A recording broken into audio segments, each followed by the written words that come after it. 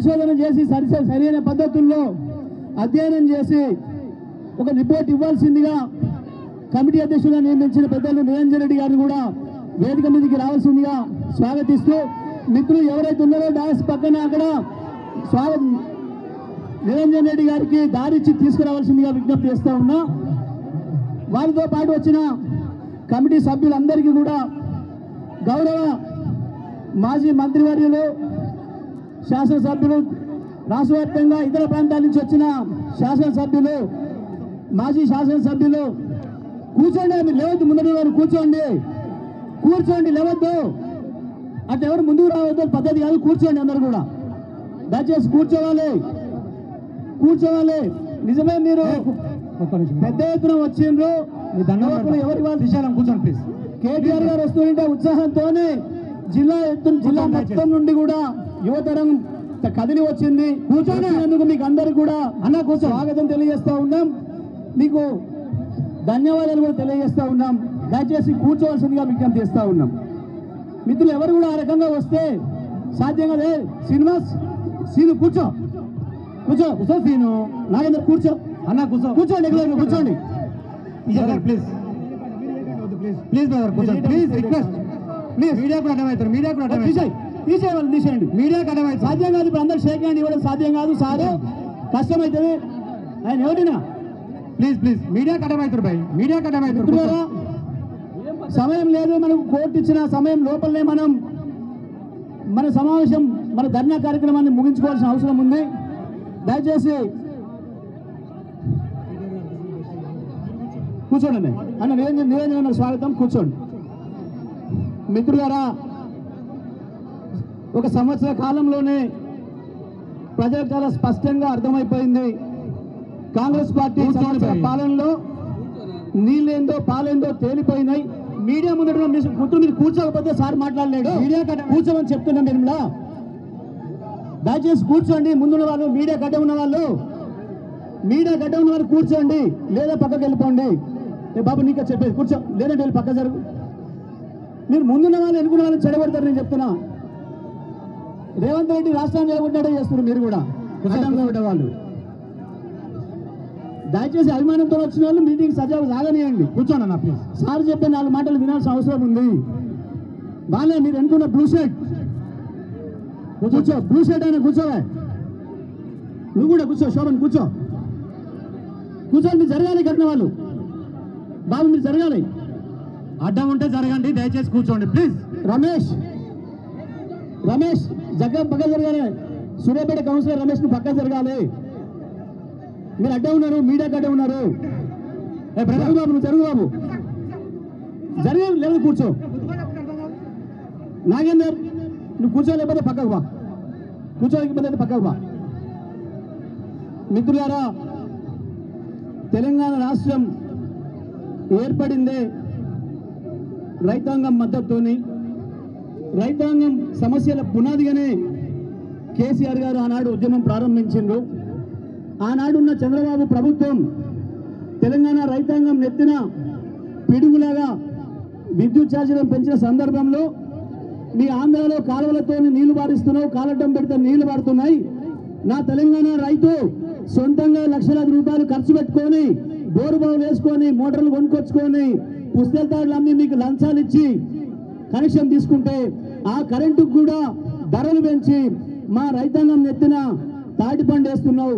నేను దీన్ని ఒప్పుకోను. తెలంగాణలో ఒక శాసనసభ్యుడిగా నీ గవర్నమెంట్లో డిప్యూటీ స్పీకర్గా నేను దీన్ని అంగీకరిస్తలేను అని చెప్పి రాజీనామా చేసి, తెలంగాణ బిడ్డలారా రండి కొట్లాడుకుందాం, తెలంగాణ రాష్ట్రాన్ని తెచ్చుకుంటే తప్ప మన కృష్ణా గోదావరిలో మనకు తక్కువ, మనం ఇదే రకంగా నాశనం అయిపోతాం, తెలంగాణ జాతీయ లేకుండా పోతుందని చెప్పి నినాదం ఇచ్చి బయటకు వస్తే ముందుకొచ్చి కేసీఆర్ గారికి వెన్నుదన్నుగా నిలబడ్డది మొదట రైతాంగం. అక్కడి నుంచి యువకులు, విద్యావంతులు అందరూ కూడా ముందుకొచ్చి కేసీఆర్ గారికి మద్దతు ఇచ్చి ఉద్యమం ఊర్లెత్తర వచ్చే సందర్భంలో ఆ రాజు ఉన్న ప్రభుత్వాలు, ప్రతిపక్ష పార్టీగా ఉన్న కాంగ్రెస్, చంద్రబాబు నాయుడు కుట్రలు చేసి ఉద్యమాన్ని అంశాలను ప్రయత్నం చేసే సందర్భంలో ఇట్లయితే కుదరదు, కేసీఆర్ చచ్చుడో తెలంగాణ వచ్చుడో అని నినాదం తీసుకొని తెలంగాణ రాష్ట్రాన్ని సాధించిన నాయకుడు, ప్రాణాన్ని పణంగా పెట్టి తెలంగాణ రాష్ట్రాన్ని తెచ్చిన కేసీఆర్ నువ్వే పరిపాలన చేయాలి. ఈ రాష్ట్రంలో ఏ మూలన ఎక్కడ ఏ ఇంచు భూమి ఎట్లా తడుస్తుందో నీకు తెలిసినంతగా ఎవరికి తెలియదు. నువ్వు పార్టీని రద్దు చేసి పోవద్దు, ఈయనగాసి దొంగల పాలు చేయొద్దు, మళ్ళా కాంగ్రెస్ కో చంద్రబాబు నాయుడు వారసులకు అప్పచెప్తే నాశనం అవుతుందని చెప్పి ప్రజలు కోరిన మేరకు నాయకత్వ బాధ్యతలు తీసుకొని తెలంగాణ రాష్ట్రాన్ని 10 ఏళ్లు ముఖ్యమంత్రిగా ఉండి ప్రపంచానికే ఆదర్శంగా ఉండే పద్ధతుల్లో, రైతులు ఎవరు ఊహించని పద్ధతుల్లో అద్భుతమైన పథకాలను తీసుకొచ్చి భారతదేశంలో వ్యవసాయం అంటే పండగ అని చెప్పి తెలంగాణ రాష్ట్రంలోనే చేసి నిరూపించిండు కేసీఆర్. అటువంటి కేసీఆర్ నుంచి రైతాంగాన్ని దూరం చేయడానికి కాంగ్రెస్ పార్టీ అనేక కుట్రలకు పాల్పడ్డది. రైతుల్ని కేసీఆర్ నుంచి దూరం చేసే ప్రయత్నం చేసింది. పిల్లలకు కనుక చాక్లెట్ ఇచ్చి ఎట్లయితే దొంగలు ఎత్తుకపోతారో ఆ పద్ధతుల్లో రైతాంగానికి 2 లక్షల రుణమాఫీ అని, 15,000 రైతు భరోసా అని, ప్రతి క్వింటా గింజలకి 500 బోనస్ అని చెప్పి రైతాంగాన్ని మోసం చేసి ఓట్లు వేయించుకొని నాశనం చేసిండ్రు. ఏడాది కాలంలో మళ్ళీ రైతుల్ని ఆత్మహత్యలకు పురిగొల్పే పరిస్థితి తీసుకొచ్చిండ్రు.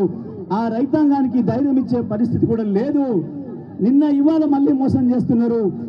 ఇచ్చిన ఒక్క హామీని కూడా నెరవేర్చకపోగా రైతాంగం తిరుగుబాటు చేస్తుంటే కేసులు పెట్టి అణచివేసే ప్రయత్నం చేస్తున్నారు. వాళ్ళకు మద్దతు ఇచ్చిన మీడియా మిత్రులు కావచ్చు, లేదా సోషల్ మీడియా మిత్రులు కావచ్చు, ఎవరినైనా సరే అణచివేసి కేసులు పెట్టే ప్రయత్నం చేస్తున్నారు. కానీ వాళ్ళ ప్రజలు, రైతులు స్వచ్ఛందంగా పోరాటానికి సిద్ధపడుతున్నారు. ఇటువంటి సమయంలో ప్రతిపక్ష పార్టీగా ఆ రైతాంగానికి నాయకత్వం వహించాల్సిన బాధ్యత, వాళ్ళకు భరోసా ఇవ్వాల్సిన బాధ్యత కేసీఆర్ ఉన్నాడు, గులాబీ జెండా ఉన్నది, మీరు భయపడద్దు అని చెప్పాల్సిన బాధ్యత బీఆర్ఎస్ పార్టీగా మన పైన ఉంది. ఆ బాధ్యతను భుజాన వేసుకొని యువ నాయకుడు మన పార్టీ రాష్ట్ర వర్కింగ్ ప్రెసిడెంట్ గారు కేటీఆర్ గారు బయలుదేరితే ఎక్కడికక్కడ అడ్డుకొని కుట్రలు చేసి కేసులు పెట్టి అనుమతులు ఇవ్వకుండా ప్రభుత్వం అణిచివేసే ప్రయత్నం చేస్తుంది. రైతాంగాన్ని భయపెట్టించే ప్రయత్నం చేస్తుంది. ఈ ఉడత ఊపులకు భయపడేది కాదు.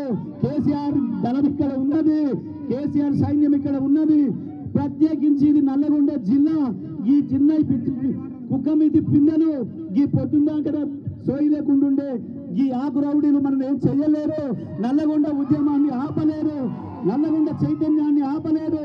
నల్లగొండ రైతాంగం ఏ మీడియా లేనాడు, ఏ వార్తలు లేనాడే, ఎప్పుడో 1930-40 కాలంలోనే సాయుధ పోరాటం చేసిన రైతాంగం, దానికి నాయకత్వం వహించింది నల్లగొండ జిల్లా రైతాంగం.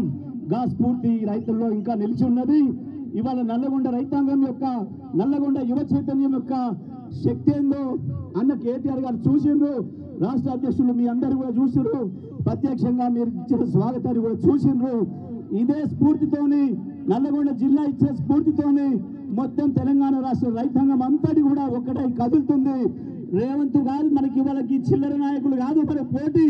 మన పోరాటం అంతా మనకు మాట ఇచ్చి మోసం చేసిన రాహుల్ గాంధీ, రేవంత్ రెడ్డినే పోటీ తప్ప కేటీఆర్ కు ఈ చిల్లర నాయకులు కాదు. ఇక్కడ ఉన్న వాళ్ళు, వీళ్ళకి మా జిల్లాలో ఉన్న మాజీ ఎమ్మెల్యేలు చాలు, వాళ్ళ కొడుకు